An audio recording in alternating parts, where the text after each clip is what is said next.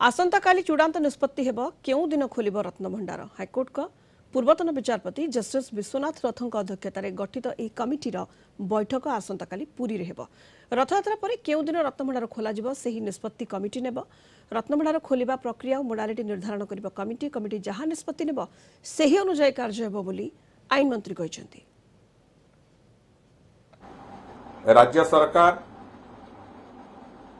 ओडिशा हाइकोर्टर पूर्वतन विचारपति जस्टिस विश्वनाथ रथों अध्यक्षतार एक 16 जणिया कमिटी प्रस्तुत करिसंती। समाजर विभिन्न वर्गर प्रतिष्ठित व्यक्ति माननकु नेकी एक 16 जणिया कमिटी प्रस्तुत करिसंती एवं से 16 जणिया कमिटी 6 तारिख दिन बैठक तांकर हबो।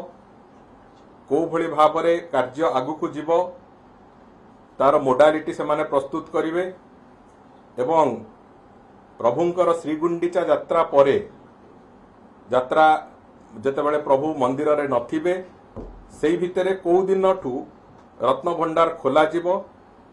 रत्न भंडार भीतर रत्न भंडार मरामती हबो एवं गणति मणति कार्य आरंभ हबो।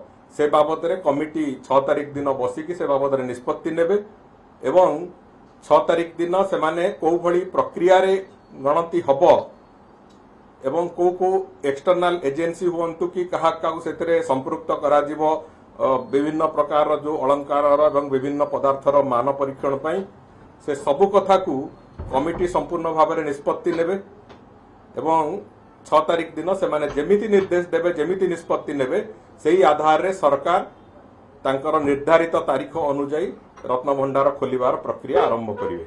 6 तारिख दिन कमिटी के तारीख घोषणा करि पारे कि निश्चित 6 तारिख दिन कमिटी तारीख घोषणा करिवो एवं मोडालिटी घोषणा करिवो को दिन ठाରୁ कार्य आरंभ हबो मरामती कार्य एवं गणतिर कार्य।